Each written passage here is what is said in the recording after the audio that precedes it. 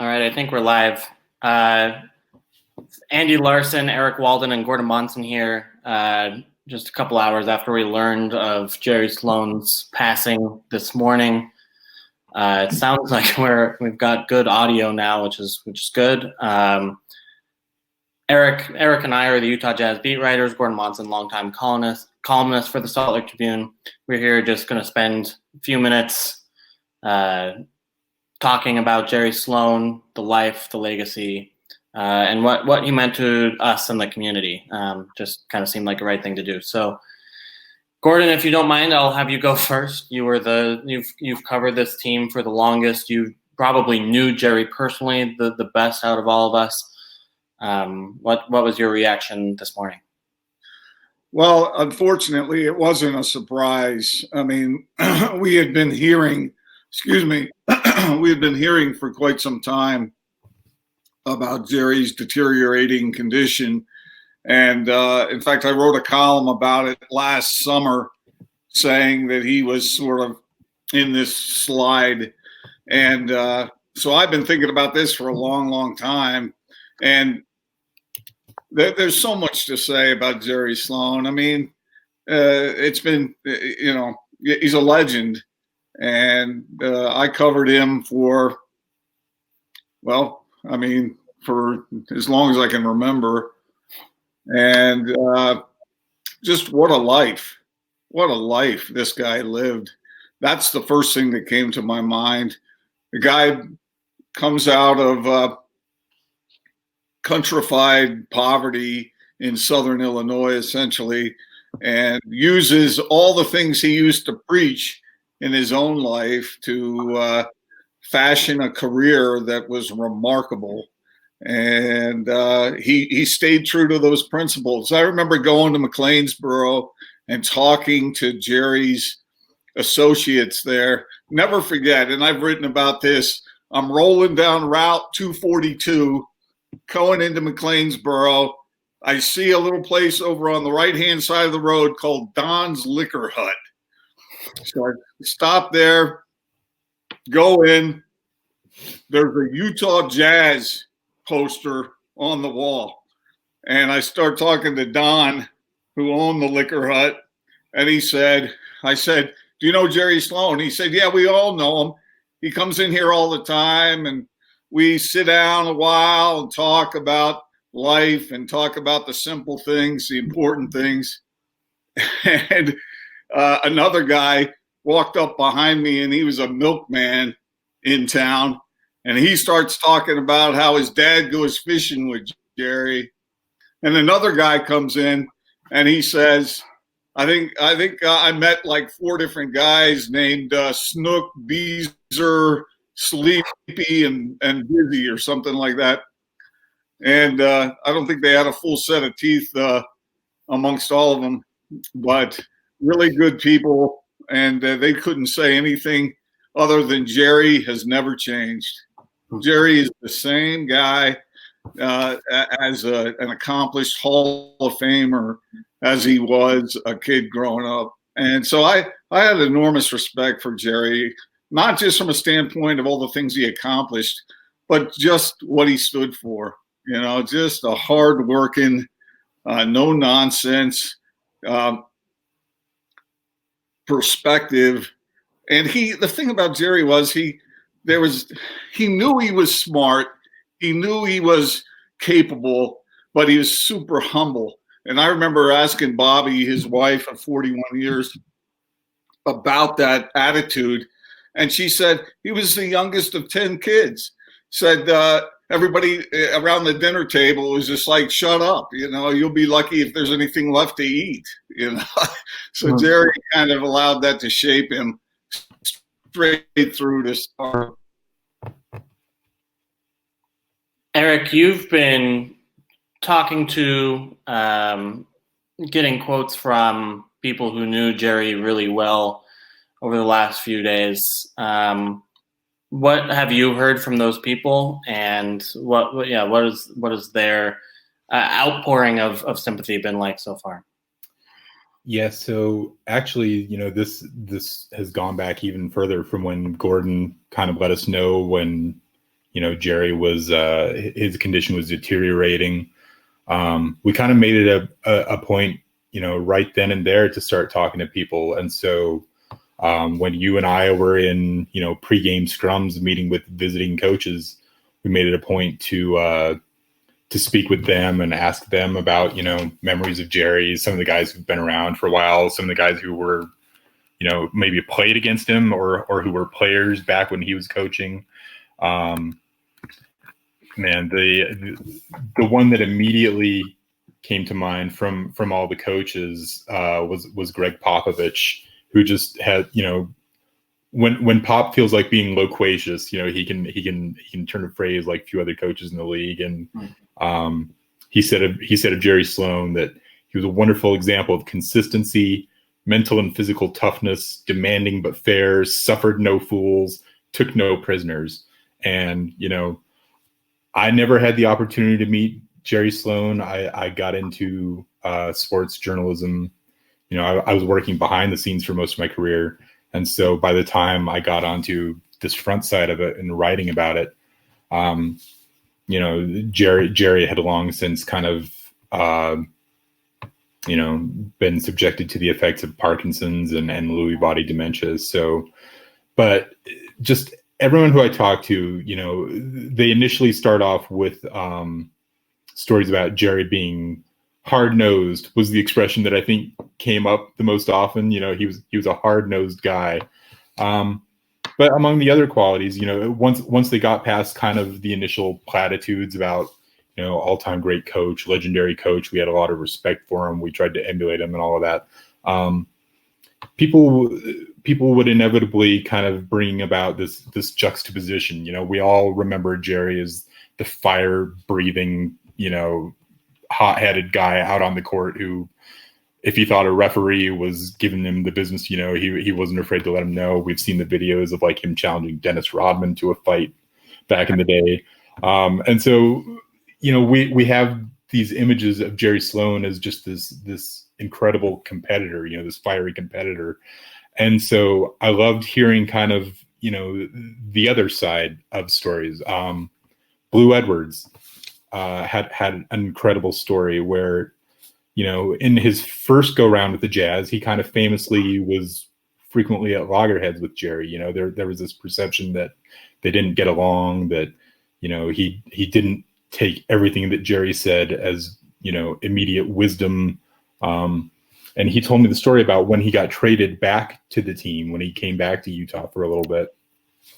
He ran into Jerry's first wife, Bobby, at an event, and she grabbed him and pulled him aside before they entered the building. She's like, "Blue, I just want you to know, when you got traded back to Utah, that was the happiest that I'd seen Jerry in a long time." He pulled me aside. He's like, "Bobby, guess what? Blue's coming back. Blue's coming back." And he just couldn't believe it, because that Jerry Sloan of all people would have this reaction, because, he was famously kind of taciturn and grumpy was the word that Blue used. And so here was this guy kind of showing his softer side. And Thurl Bailey mentioned this. He's like, Jerry influenced me obviously as a coach, but I remember him more for the influence he had as a man. He had on me as a man in impacting my manhood. A lot of these guys just have such reverence for, how Sloan was. They always speak about how straightforward he was, how you always knew where you stood with him. It was never, one of these things where you had to, where he was passive aggressive about stuff. Like if you were in his doghouse, you knew it. And, conversely, if you were doing the things that he wanted you to, you knew it. Mike Brown told a story about how when he came in, the first thing that Jerry said to him was, "Look, I don't care if you can't throw the ball in the ocean while you're sitting on a boat. If you play defense, you're going to get minutes for me." And just how that resonated with guys over the years. And so, I've just loved hearing these stories that kind of contrast, the hard-nosed coach with the guy who loved going to yard sales, who collected antiques and vintage tractors and things like that. He wasn't necessarily a complicated man, but he was a lot more complex a man than I think a lot of people realize. Yeah, I think that's a good point. I want to speak to just how good he was at his job. I mean, I think that's something that people can overlook because of what kind of a man he was and what impact he made on other people. And I think that's fair, and I think that says a lot about who he was as a person to have that overshadow his own success. But I mean, I think the thing that stands out to me with Jerry Sloan, and you guys know I'm a stat guy, is just the number of top offenses in the NBA that he led, whether that was Stockton and Malone pick and roll, or whether that was the Darren Williams, Carlos Boozer, Mehmet Okur flex offense. He really succeeded in multiple different ways with multiple different coaching styles over 3 decades. And there are no other coaches, quite frankly, who have had that level of success with that number of different people or different systems. You look at Phil Jackson, for example, obviously, but ran the triangle the whole way. I think Jerry was actually more flexible than people gave him credit for. And then obviously as a Utah growing up here, Eric and I both grew up here, watched Jerry Sloan for years and years and years. I've had the opportunity to meet him and talk to him, but didn't cover his team. He was a rock. He was the guy that was the leader of this team for decades. And I think even though we all knew what this disease had done to him, it still says a lot that it feels shocking. It feels difficult. It feels unbelievable that Jerry Sloan is gone today. Yeah, I mean, you think of Jerry Sloan, you think he's indestructible, right? I mean, that's just he's Jerry Sloan, right? So, Andy, you mentioned his acumen, and I remember talking to him about his experience as a coach in Chicago. He really learned his lessons as he went. He was too harsh with those players. He didn't communicate well enough, and he admitted all that. And he said he learned from that. And so when he came to the Jazz as an assistant for Frank Layden, he was able to implement that and not make those mistakes again. And he moved forward from that. He had the advantage of he had the ear of Stockton and Malone, and those two trusted him. And so there was peer pressure on the team that everybody should listen to him. Now, occasionally there would be a rogue player who would have some problem of some kind, but on the whole, those players respected him, and he worked hard. He made sense, and why wouldn't you follow a guy like that? I always thought Jerry would have made a great field commander in a major war or something like that. You hear that cliche a little bit, but that's a guy that anybody would have followed, I think, into any kind of battle. Let me give you one experience I had with him that I think speaks to his ability to communicate, and it's attached to his attitude that we talked about earlier. He one time I wrote something about him, and he really was mad. He was really mad at me because he disagreed with what I had put forth. And so there were a bunch of us. You guys know how it works. It was there was a big cluster of reporters there who were interviewing him. I think it was during the playoffs one year, and he answered all the questions like Jerry always did. And then when everybody got done, everybody broke up, and Jerry looked at me and said, "I want to talk to you," So he pulled me aside over into a corner of the gym, and he said, "What were you thinking when you wrote that?" And I started to explain, and he said, "Well, this is why I disagree with that." And he gave his explanation, and then he waited for me to give mine. And so I gave my explanation, and at the end we shook hands, and I had more respect for the man after that experience than I already had. I mean, he just knew how to communicate his point of view in a respectful way. And I later talked to him about that. We had a great discussion. He's just a guy who is easy for people to trust. Whether you agree with him all the time or not, doesn't matter. As he used to say, that's part of being a grown man. And he would listen to what you had to say, and then he would draw his own conclusion. And so I had great respect for him, even when we disagreed.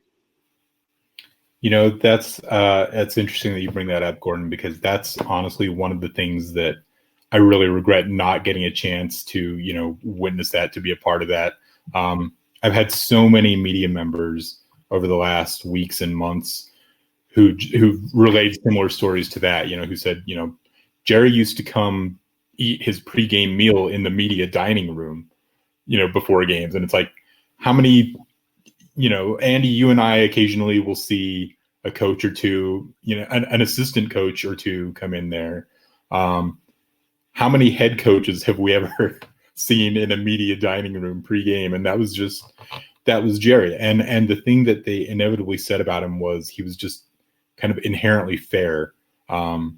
I was talking to Ron Boone just a couple days ago, and he was telling me some stories, some interactions that he had with Jerry over the years, because, you know, especially when you're in the heat of the moment and calling a game live, like Booner has done, you know, for decades now, there's inevitably going to be words that don't come out the way you want, or that maybe, you know, could be construed one way when you meant them another. And so he mentioned that he had some of these same interactions with Jerry that, like you described, Gordon. And he said Jerry's favorite expression, the expression he heard Jerry say most often was, just be fair. You know, you be fair with me and I'll be fair with you. And it really seemed like that was, you know, that was never an issue. Like he would be willing to listen to a reporter explain why they wrote a certain thing, or why a broadcaster, you know, described a play a certain way, or, you know, or said something critical. And, you know, you could have that kind of dialogue and that back and forth, and then he'd be over it. You know, it didn't linger. It didn't become this season-long issue of resentment. Again, you know, so many people have used the word straightforward to describe Jerry. He was always straightforward. You knew where you stood with him. Yeah, I really am sad that I never got to interact with him, just because I've heard so many great things about him, and I think it would have been just an incredibly intriguing conversation to have, to be able to pick that guy's brain.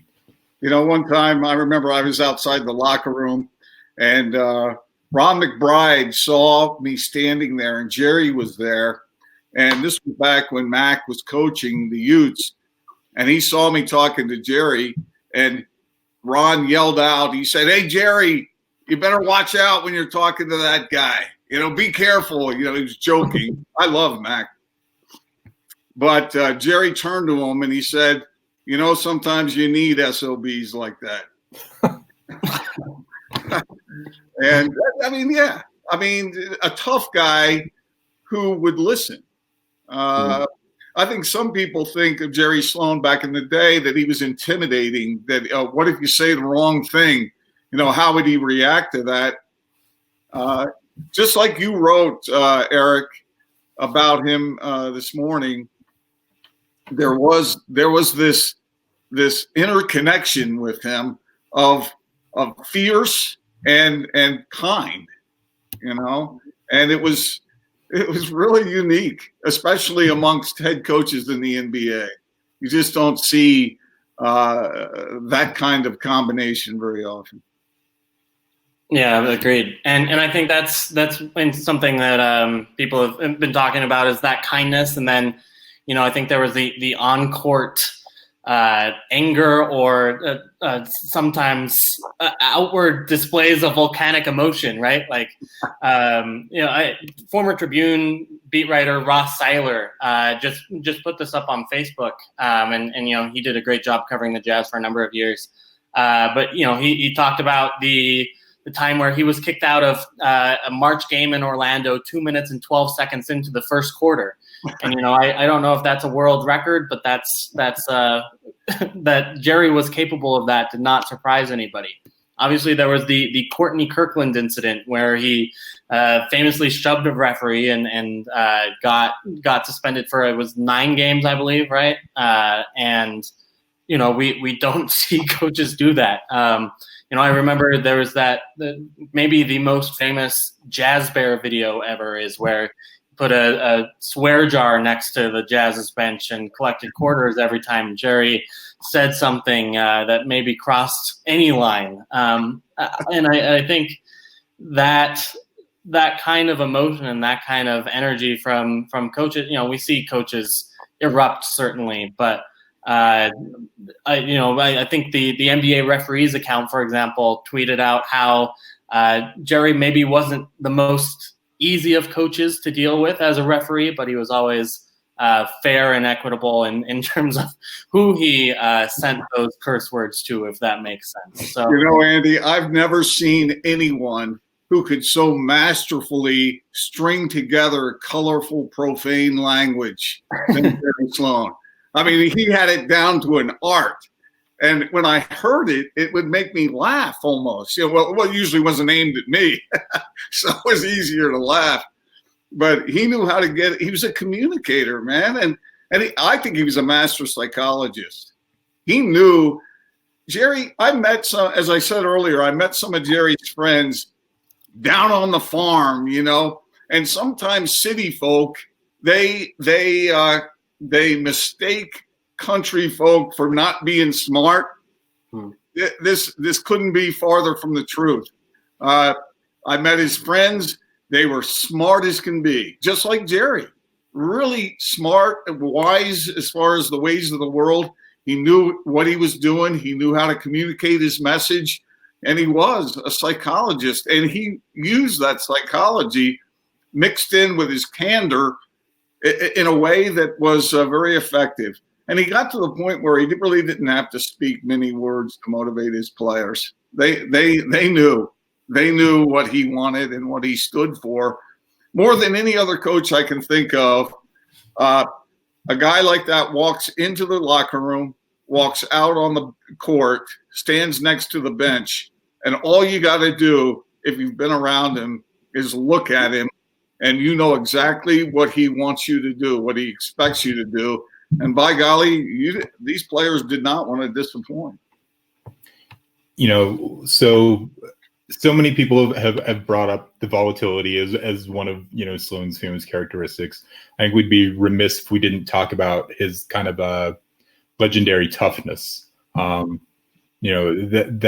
always a word you hear associated with Jerry. Oh man, that guy was tough. And this goes back to his playing days. You can read in the obituary that we wrote. I got a lot of great help from Steve Loom, a former Tribune writer who covered the Jazz for 16 seasons. He just had so many incredible anecdotes. He spoke with Rick Adelman, who a lot of us know is the former Trailblazers coach. He was a teammate of Jerry's on the Bulls one year, and he has this great story about how they're in Game 6. And like just minutes into the game, Jerry breaks his foot and, goes back in the locker room, and the doctors say, well, you're going to be out. And he's like, well, can I hurt it anymore if I go out there? And they're like, well, I guess not. And so he went back out and he played the rest of the game. He knew that they weren't Game 7 because, you're not going to send a guy out there to start a game knowing he has a broken foot at that point. But, Rick Adelman just told this great story about how, seeing Jerry come back out there and play the rest of this game on a broken foot was just inspiring. And then, he pops out of the tunnel for at the beginning of Game 7, and the crowd sees him there, and he just was so revered for his toughness that like the crowd goes nuts and the team is fired up and they go on to win the Game 7. So yeah, stories like that stand out. When I had a conversation with Mike Brown, the Brown Bear, a couple weeks ago, he told a story about when he had been drafted to the Bulls. He spent a year playing overseas in Italy and then came over and reported to the Bulls, was joining the team. He wanted to wear number 40 because that was his number in college, but they had a veteran on the team named Dave Corzine who wore that. So he's like, all right, so the next thing you would do is you usually, all right, I'll drop the 0 off and I'll wear number 4. Well, guess what? The only number that the Chicago Bulls had retired at the time was number 4 because that was Jerry Sloan. And so he recalls the story of like kind of lamenting, oh man, the first number I want is taken, and the second number that I want, that's the one number you guys have got retired. And Jerry Krause, who got a lot of criticism during a recent docuseries, but he was still the general manager at the time, and he's like, Brown, he's like, what do you know about Jerry Sloan? He's like, man, I don't know nothing about him. He's like, all right, meet me in the film room. We're gonna, like, I got something for you. And Mike tells a story about Jerry Krause pulling up this grainy old footage of Jerry Sloan playing, and he recalls this one scene where Jerry's, in his defensive stance, he's guarding a guy, and the guy swings his elbow and clocks Jerry in the nose, and Brown's like, man, Jerry's nose got to be broken, his blood is gushing all over the place, and what do I see him do? Just reaches up, wipes the blood off, wipes it on his jersey, and then gets back down in his defensive stance. And I'm like, this dude is a bad man. And so, a few years later, Mike makes his way to the Jazz, and who should be the head coach here but Jerry Sloan. And so first thing he does is he goes up to Jerry Sloan, like, man, he tells him the story of Krause pulling up the footage, and he tells him the story of watching that particular scene. And Sloan's reaction is, damn right, Brown. And that cracked me up. But at the same time, it's like, that seemed like such a perfect encapsulation of who Jerry was as a player. He wasn't the most skilled guy. He didn't have the greatest jump shot. He only averaged 14 points through his career. But I think I read someone today post the stat that he's the only player in NBA history to average at least 7 rebounds and 2 steals a game. And that's as a 6'4" guard. So that just, that speaks so much to kind of the mentality he grew up with, kind of what he felt like he needed to do to carve out a niche in the league. And, that so much carried over to his coaching style, in my opinion. Andy, Eric, I remember one time asking Jerry, I said, has it ever happened where one of your players got up in your face? And he got that Jerry Sloan look in his on his expression. He had those dark eyes, and his mouth would kind of curl up on the sides, and I mean, it looked kind of crazy, And he said, "No, not up in my face." He said, if anybody had ever done that, somebody would have been going south. He said, I've got too much craziness in me. And Jerry loved being called tough. That's the one compliment he beamed when you said, Jerry, everyone says you're a tough guy. He liked that. He liked that because it spoke to his upbringing. It spoke to his stick-to-itiveness. It stuck to his commitment. It stuck to it spoke to the things that he found most important in getting his job done. Yeah. And I think it says a lot that, we are hearing these tributes and seeing the reaction we're seeing today. He did fall short of the ultimate goal in winning an NBA championship. And I think that's in a fair world, he gets 1 or 2 or 5. I think you can say that for John and Carl as well. But I think it says that, you know, the outpouring of support that we've heard today in the last couple of weeks, you know, he was a man of the people, you know, that he would sit in, you know, even after his retirement. I can't think of another coach that would then go to an NBA game and watch it from the stands as regularly as Jerry did. But Jerry did that all the time, and that's because he just felt that it was the right thing to do. He wanted to watch a basketball game, and he wasn't any different than anybody else. He loved the game. There's no doubt about that. But he loved life too. He loved a lot of things about life but it's funny because, again, this intersection between the way he approached basketball was the same way he approached life. And there was no duplicity with that man. Gordon, I think that before we go, I would like to hear you tell the story of what Frank Layden once had to say about Jerry Sloan. You know the story I'm talking about? Yeah, I mean, I've written it 1,000 times, and I wrote it again today for a column that I don't know whether it's been posted or not about Jerry, but it's my all-time favorite. I'll never forget sitting in a restaurant talking to Frank, where Frank's got muffin crumbs falling down his stomach as he's telling the story. You know, he's eating a blueberry muffin. But Jerry Sloan came up, and I said, Frank, describe Jerry. And, you know, I should read it. I can't even paraphrase it the right way. Let me read it, if you don't mind. Sure. If I can find it. It's just so classic. Well, they haven't posted it yet, so I can't find it right now. But he essentially said, Gordon, I've got it right here. I can read it verbatim for you. If you okay, please do, because nobody can say it better than Frank. All right, so this is what Frank had to say about Jerry. Nobody fights with Jerry because you know the price would be too high. You might come out the winner. At his age, you might even lick him, but you'd lose an eye, an arm, your testicles in the process. Everything would be gone. He's a throwback, a blue-collar guy, a dirt farmer. I know you're going to think I'm kidding when I say this, but I saw Jerry Sloan fight at the Alamo. I saw him at Harper's Ferry. I saw him at Pearl Harbor. He's loyal. He's a hard worker. He's a man. Perfection. And yet, all of that being true, and all of it is true, I've written this before, but when I asked Jerry about his matchups against Jerry West, he stopped. He kind of got a pained look on his face, and I said, how did those matchups go? And he said, kicked my ass every time.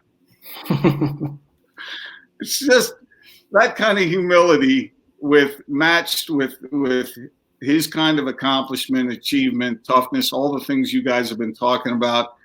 Just 1 in a billion. That man's 1 in a billion. Yeah.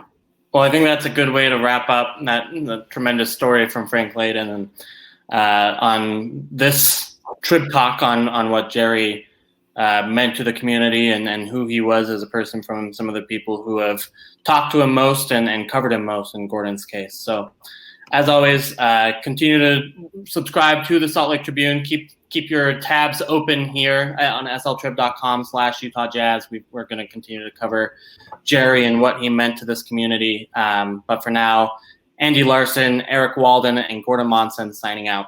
Thank you, guys.